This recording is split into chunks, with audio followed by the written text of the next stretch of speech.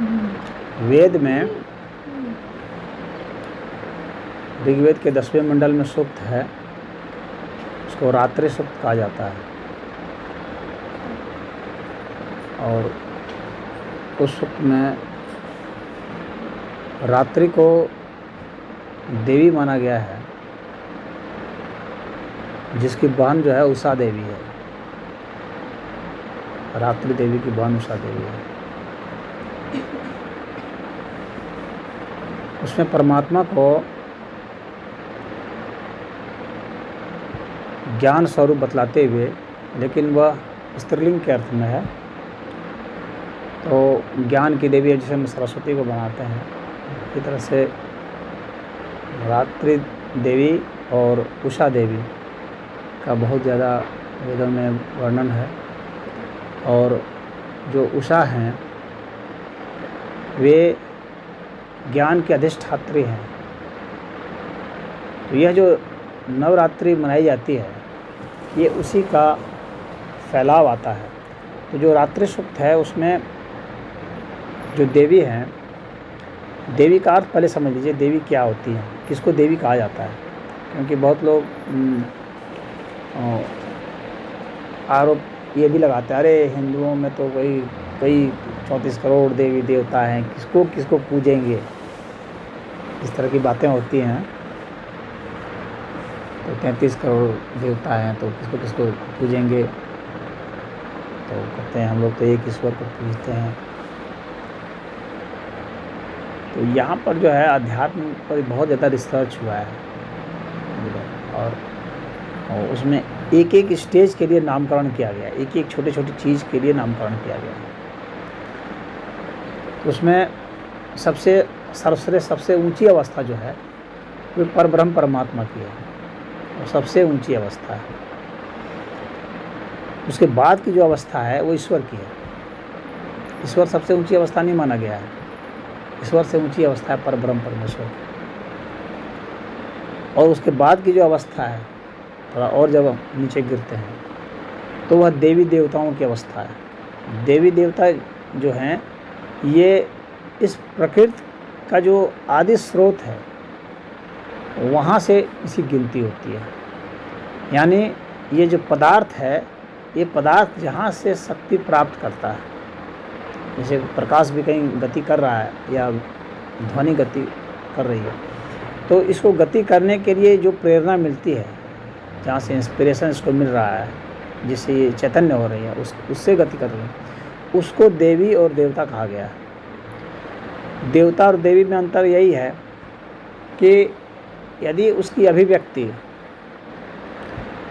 पुरुष गुण जिसको बतलाया गया है उसमें होता है, तो उसको देवता का दिया जाता है। यदि स्त्रीण गुण का है तो देवी का दिया जाता है।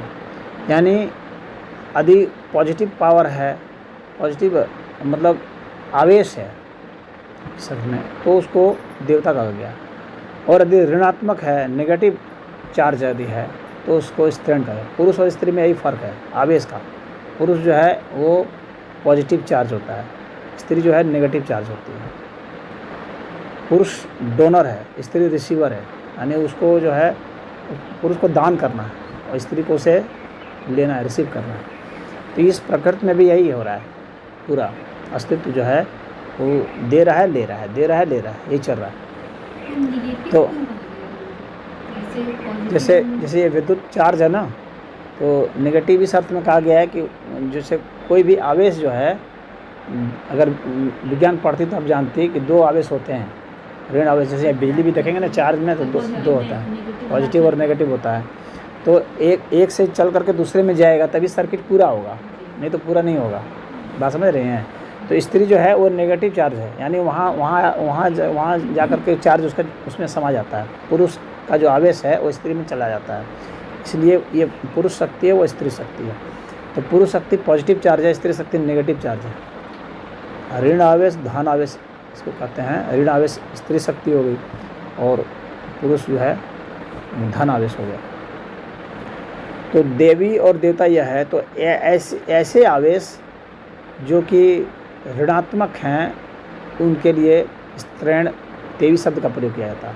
और ऐसे आवेश जो धनात्मक हैं उनके लिए देवता शब्द का प्रयोग किया जाता है। लेकिन ये दोनों ही जो हैं, ऋण या धन, ये हैं प्रकृति के ही तहत। हालांकि प्रकृति के बहुत सूक्ष्म सूक्ष्म है ये, यानी जो सामान्य पदार्थ हैं तो वे पदार्थ वहाँ से ही प्रेरणा लेके कार्य करते हैं। तो ऐसे जो देवी देवता हैं इनकी संख्या 33 करोड़ बताई गई है। जैसे मान लीजिए एक उदाहरण के लिए कि जैसे अग्नि है, जिसको कि हीट एनर्जी कहा जाता है साइंस की भाषा में, तो वह जो अग्नि है वह ऐसे एक तरह की अग्नि नहीं है। एक समझने के लिए तो उसके जो देवता है वो एक है, लेकिन उसी का जो प्रकटीकरण है, अभिव्यक्ति है, वो भिन्न भिन्न है। जैसे कि अगर हमें भूख लगती है वो अग्नि अलग है, जठराग्नि इसको कहते हैं। जो हम बोलते हैं वो अग्नि अलग है, वो भोजन वाली अग्नि नहीं है, क्योंकि भोजन तो सब करता है लेकिन हर कोई नहीं बोल सकता। कितने लोग गूंगे होते हैं। वही जब देखना है, दृष्टि की शक्ति अलग होती है, देखने की वो अलग शक्ति है, वो भोजन की शक्ति नहीं है। हर कोई खा सकता है लेकिन हर कोई देख नहीं सकता। उसी तरह से सुनने की शक्ति अलग है। तो जितने हमारे शरीर में अभिव्यक्तियां हैं, सांस लेने की शक्ति, दिल के धड़कने की शक्ति, या प्रजनन की शक्ति, या कोई भी जो शक्ति शरीर में है, उसका अलग अलग उसका नामकरण किया गया। अब वही एक व्यक्ति जो बोल रहा है सामान्य रूप से, वही व्यक्ति उसी को अगर खड़ा कर दिया जाएगा भाषण देने तो नहीं दे पाएगा, क्योंकि भाषण की शक्ति उसमें नहीं है। एक एक छोटी छोटी चीज़ के लिए अलग अलग जो है शक्तियों का भिन्न भिन्न रूपांतरण हुआ है और उन सब का यहाँ नामकरण किया गया है। सरस्वती को ही वाग देवी भी कहा जाता है।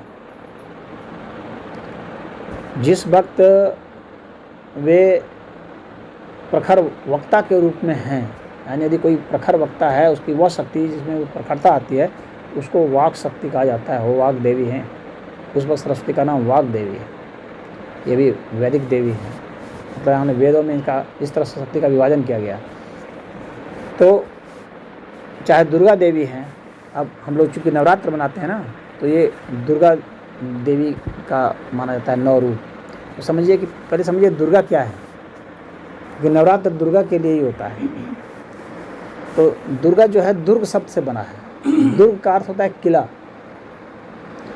हम लोग की जितनी इंद्रियां हैं, चाहे कर्मेंद्रियां हैं चाहे ज्ञानेंद्रियां हैं, ये जितनी भी हम लोग की इंद्रियां हैं ये शक्ति प्राप्त करती हैं। तो जो अधिष्ठात्री देवी हैं वो दुर्गा है, लेकिन दुर्गा के 9 रूप होते हैं। तो वे 9 रूप क्या हैं? जो हम लोग का जो दुर्ग है, यानी हम लोग का जो किला है, किला का अर्थ होता है कि जहाँ से कोई एंटर करता है और जहाँ से कोई बाहर निकलता है, उसको किला कहा जाता है। हाँ, और जहाँ पर कोई सुरक्षित रहता है, तो हम लोग भीतर में सुरक्षित हैं, इस किला के भीतर में। तो हम लोग का यह जो किला है, पूरा ये शरीर है, ये किला रूपी है। और इसमें कुछ जो हैं वो दरवाजे हैं, समझ गई? तो जो दरवाजे हैं वो दुर्ग द्वार है। तो ये जो दुर्ग द्वार हैं वो हमारे उसमें वो छिद्र हैं। जैसे कि ये 2 आँखें हैं, ठीक है, 2 नाक हैं तो 2 2 4 हो गए, 2 कान हैं तो ये 6 हो गए, एक मुंह हो गया 7 हो गया, एक मल द्वार हो गया 8 हो गया, और एक मूत्र द्वार हो गया। ये 9 द्वार जो हैं, ये 9 द्वार हैं और ये 9 दुर्ग द्वार हैं। इनमें शक्तियाँ होती हैं, इन्हीं के माध्यम से कोई एंटर करता है कोई चीज़ बाहर जाता है, यानी कोई संवेदना जो हमारे भीतर में प्रवेश करेगी या हमारे से शक्ति बाहर निकलती है।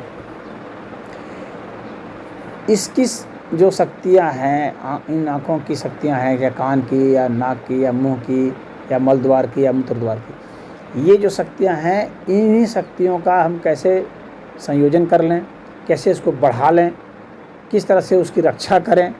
तो उसकी जो रक्षा जो की जाती है उस दुर्ग द्वार की शक्ति की, वही दुर्गा शक्ति होती है। और ये नवरात्रि जो है, ये नवरात्रि जो है, ये हर रात्रि की साधना अलग अलग होती है। और रात्रि की जो शक्ति है, यानी वहाँ दुर्ग की जो शक्ति है, 9 दुर्गा की अलग अलग, तो उन शक्तियों की ही आराधना की जाती है। और उसके अलग अलग प्राणायाम होते हैं, अलग अलग मुद्राएं होती हैं, और अलग अलग तरह के मंत्र जाप भी होते हैं। तो जो हम लोग ऐसे नॉर्मली बस व्रत है, उसमें कोई साधना नहीं है? उसमें भी अभी चर्चा होगी उसकी। पहले ये समझना जरूरी है कि आखिर ये हैं क्या। इसको जब तक ये नहीं समझेंगे तब तक हम उस किसी को नहीं समझ सकते हैं, फिर वो करना निरर्थक हो जाएगा कोई भी चीज़ को। तो अब जब हम अब देखेंगे कि जो पहली जो है हम लोग कहते हैं कि पहली जो है वो शैलपुत्री है, नव दुर्गा की जो आराधना होती है ना, उसमें नव दुर्गा का जो पहला रूप है वो शैलपुत्री है, ओम। तो वह शैलपुत्री क्या है? शैलपुत्री, शैल जो है वो भौतिक पदार्थ को कहते हैं, जो चट्टान है उसको शैल कहा जाता है, पत्थर। हाँ, तो अभी वो बुनियादी स्तर पर है, अभी वो पत्थर के स्तर पर है, अभी उसका जन्म हो रहा है। इसीलिए वहाँ पर वो पुत्री है, शैलपुत्री हैं। तो अभी वो जो है वहाँ से उत्पन्न हो रही है, यानी वह हमारी जो शक्ति है जो अभी अभी उत्पन्न हो रही है, वो प्रथम हमारी शक्ति है शैलपुत्री। तो जहाँ से हम उत्पन्न होते हैं प्रथम शक्ति, वह हम लोग के शरीर का अगर वह देखा जाए कि हम लोग के शक्ति का निर्माण कहाँ से होता है, सर्वप्रथम हम लोग कहाँ से बनते हैं, तो हम लोग सबसे पहले मल द्वार से बनते हैं। तो वह प्राथमिक द्वार है, इसको मूलाधार भी कहते हैं, वो मूल द्वार है। तो मूलाधार चक्र वहाँ पर होता है, तो वह मूल है, बेसिक है, यानी वहाँ से हम लोग प्रकट हुए हैं। तो यह वैज्ञानिक तथ्य है कि सबसे पहले जो जैसे जो भ्रूण होता है, पहले तो एक गोलाकार पिंड के रूप में होता है, और उसके बाद उसमें क्या होता है कि उसमें एक दबाव पड़ता है। जैसे गेंद को अगर हम दबा दें ऐसे, तो एक गड्ढा जैसा बन जाएगा, गेंद को दबा दें तो वह गड्ढा जैसा जो बनेगा, अब फिर वहाँ से भीतर में उसका प्रवेश होना शुरू होगा। अब ऐसे से होगा, अब वहाँ से रूप लेगा। वो शुरू में जो गोल होता है तो उसको वो दब जाता है, फिर उसके बाद वो जिधर जिधर गोला घूमेगा उधर उधर हाथ पैर सिर जो भी बनना है, यानी वो एक पाइप का निर्माण करता है। अब गोलाकार पिंड को एक पाइप के रूप में शरीर में बनाया जाता है। तो वहाँ जो शुरुआत उसकी होती है, जहाँ से वो अब ऐसे ऐसे घुस घुस करके प्रवेश करना शुरू करेगा, वही जो है वो मल द्वार होता है। उसकी शक्ति होती है वो प्राथमिक शक्ति होती है, क्योंकि वहाँ से हम लोग शुरुआत करते हैं। हम लोग का पिंड जो है, पिंड तो शैल हो गया, अब वहाँ से वो पुत्री बनेगी, तो वो जो है वहाँ से तो वह जो ऊर्जा है जो उसको बनाती है, उसी को शैल पुत्री कहा जाता है।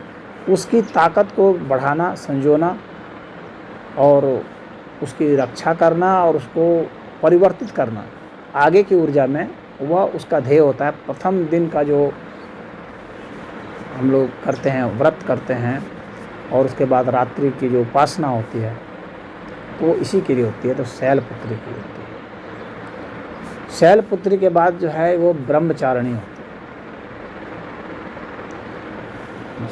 दूसरी जो दुर्गा का जो दूसरा रूप है वो ब्रह्मचारिणी का है। ब्रह्मचारिणी में क्या होता है कि ईश्वर की तरह किस तरह से हमारा आचरण हो, वह ब्रह्मचर्य का कहलाता है। तो यह दूसरी स्टेज होती है जब व्यक्ति एक आदर्श बनाता है और ईश्वर के आचरण जैसा वह अपने में समाने की कोशिश करता है, तो वह ब्रह्मचर्य शक्ति होती है, जो कि बाद में हम लोग को किसी काम के लिए वो करती है। अब तक जो मानी जब बच्चा जन्मता है या औरत जन्मती है, कोई लड़की कन्या जन्मती है, वहाँ से लेकर के जब तक उसका जैसे औरतों में महिला में मासिक शुरू नहीं हुआ और पुरुषों में जो विकास नहीं हुआ जवानी का, तब तक की जो शक्ति होती है यही ब्रह्मचर्य शक्ति होती है। वो जन्मते ही कभी पैदा नहीं करता। क्यों नहीं पैदा करता? क्योंकि उसके पास अभी वो शक्ति नहीं आई होती। उस शक्ति को वो समायोजित करता रहता है, बढ़ाता रहता है, वृद्धि करता है उसी की शक्ति से। यानी ब्रह्मचर्य की वही शक्ति है जो कि बाद में वो संतान उत्पन्न कर सकता है, अन्यथा वो नहीं कर सकता। और संतान ही नहीं बल्कि और जो कुछ भी काम करता है, जैसे वो खाता है, पीता है, उठता है, बैठता है, बोलता है, चलता है, हंसता है, दौड़ता है, हर शक्ति जो है ये ब्रह्मचर्य की ही शक्ति है। अगर ब्रह्मचर्य की शक्ति नहीं रहे तो व्यक्ति कुछ नहीं कर सकता, वो बोल नहीं सकता, सांस नहीं ले सकता, कुछ भी नहीं कर पाएगा वो। और इसीलिए जब व्यक्ति अत्यधिक जो है कामुक हो जाता है और उसको बहुत ज़्यादा उसमें लिप्त होता है, तो क्या होता है, उसकी शक्ति का ह्रास होता है, उसका दिमाग सिकुड़ने लगता है, वो कमजोरी उसको आने लगती है, समझ में नहीं आने लगता है उसको। अगर जो अभी संभोग करके निकला है अगर उसको पढ़ने के लिए दे दिया जाए, मैथमेटिक्स दे दिया जाए या अर्थशास्त्र दे दिया, तो वो उसको नहीं आएगा, वो सिर्फ सोच सकता है। इसका मतलब है उसके दिमाग की शक्ति डाउन हो गई।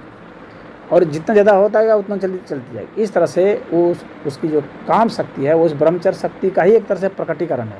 और जितना काम शक्ति में वो लिप्त होगा उतना ब्रह्मचर्य की शक्ति उसकी नष्ट होती जाएगी। और अन्य भी जो शक्तियाँ हैं जिससे वो अन्य जैसे घर बना रहा है, द्वार बना रहा है, कुछ भी कर रहा है वो उसी शक्ति से कर रहा है, वह शक्ति जब नष्ट होगी तो वो फिर वो मरेगा। अब यहाँ पर ये बताया गया है कि वो जो ब्रह्मचर्य शक्ति है तो वो ब्रह्मचारिणी जब है तो वो ब्रह्मचारिणी जो शक्ति है उस शक्ति को उसको बदलना है, उसको रूपांतरित करना। अगर उसे आध्यात्मिक ऊर्जा में उसने नहीं बदला तो फिर उसका क्या होगा कि इस तरह से जीवन यही सब संसार की चीज़ों में बनते बनाते अंत में वो नष्ट हो जाएगी, वो शक्ति नष्ट हो जाएगी। वो फिर जन्मेगा मरेगा, ये चलता रहेगा चक्र, यानी उसकी आध्यात्मिक प्रगति नहीं होगी। तो यह ब्रह्मचारिणी शक्ति है, ये दूसरी शक्ति है।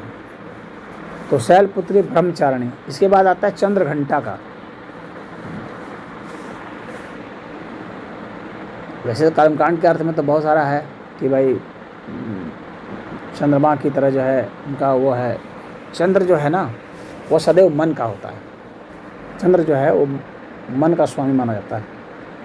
तो यहाँ पर अध्यात्म की प्रजा ये सामान्य जो इंद्रियाँ थी, ये आँख नाक कान मुँह वाली ये जो इंद्रियाँ थी, इसके बाद जो इंद्रियों का स्थान आता है वो मन का आता है। तो चंद्र जो है यहाँ मन का परिचायक है, और वहाँ जो घंटा शब्द है वह उसको आंदोलित करने का है। यानी मन जो है उसको हम आंदोलित करेंगे। जो मन हमारा अभी आंदोलित नहीं है, अभी हमारा मन अन्य चीज़ों में रमा हुआ है, भुलाया हुआ है, वो अभी आंदोलित नहीं हो पाया है, उसमें अभी आध्यात्मिक चेतना नहीं आ पाई है। तो जब ब्रह्मचारिणी जो शक्ति है, इस ब्रह्मचारिणी शक्ति को जब हम चंद्र घंटा की स्थिति में लाते हैं तो उसके बाद वो आंदोलित हो जाता है मन। और मन जब हमारा आंदोलित हो जाता है तो वो विचार करता है कई सारे तथ्यों पर। अब तक जो उसने जिया है, अब तक जो उसने किया है, अब तक जो विचारा है, अब तक जो उसके भाव आए, उसके ऊपर वह जो है चिंतन मनन करता है। और चिंतन मनन करने के बाद उसका मन जो है इन सब चीज़ों से उच्चाट होने लगता है, उच्चाटन हो जाता है, उसका मन नहीं लगता है इनमें। और जब उच्चाटन उसका हो जाता है, मन नहीं लगता है, तब फिर वह एक दिशा पकड़ना चाहता है। सामान्यतः 10 दिशाएं होती हैं, लेकिन एक 11वीं दिशा भी होती है, और उस 11वीं दिशा में सिर्फ मन ही गति कर सकता है। 10 दिशाएं मतलब ऊपर नीचे आगे पीछे दाएं बाएं और कोण, इसको मिला देंगे तो ये 10 दिशाएं हैं। लेकिन एक 11वीं दिशा है जो अपने भीतर जाते हैं। तो जब हम अपने भीतर जाते हैं वो 11वीं दिशा कहलाती है, वह मन की दिशा है। एक मन ही है जो हमारे भीतर जा सकता है। तो वह जो मन है वो चंद्र घंटा है, वो ऐसा आंदोलित हो जाना चाहिए। जैसे हम लोग घंटा बजाते हैं मंदिर में, क्यों घंटा बजाते हैं? घंटा बजाने के पीछे क्या लक्ष्य है, क्या ध्येय है? जागृत करना है। किसको? देवता को थोड़ी जगाना है, अपने भीतर को जगाना है।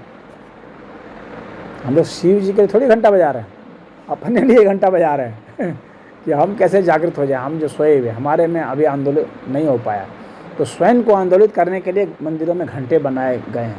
आप उसको बजाएंगे, जब बजाएंगे और सुनेंगे तो उसमें मन लगेगा, तो आपको ध्वनि का प्रवाह मालूम पड़ेगा कि ध्वनियाँ कैसे उत्पन्न होती हैं, कैसे चलती हैं, कैसे आंदोलित होती हैं, वे कहाँ जाके लीन होती हैं। हर ध्वनि आप बजा देंगे, घंटा छोड़ दिए और उसको सुनते रहिए, उसको आप देखेंगे कि धीरे धीरे धीरे बहुत फेंट होता जा रहा है, धीमा होता जा रहा है, वो कहीं कहीं लीन कर रहा है, वो जो धुंधला पड़ रहा है लीन कर रहा है। और जो जितना अच्छा साधक होगा वो उसका उतनी देर तक पीछा कर सकता है। और पीछा करते करते करते क्या करना है, उसमें लीन हो जाना है कि आपको अपना इधर होशो हवास नहीं रहे, उस तरंग के साथ अपने मन की तरंग को मिला लेना है। अपने मन की तरंग को घंटे की तरंग के साथ मिला लेना है। जब ऐसा कर देंगे तो आपकी वह चंद्र घंटा शक्ति हो जाएगी। अब बात समझ में आई? चंद्र घंटा क्या है? वह चंद्र घंटा है। चंद्र घंटा मतलब नहीं कि जाकर खाली घंटा बजा दिया उसके बाद वो कर दिए, ऐसा कुछ नहीं है। या देवी को खाली अगरबत्ती दिखा दी, उससे नहीं। चंद्र घंटा वह शक्ति, हमारे मन की वह शक्ति जो आंदोलित हो चुकी है और उसमें अब चल रही है।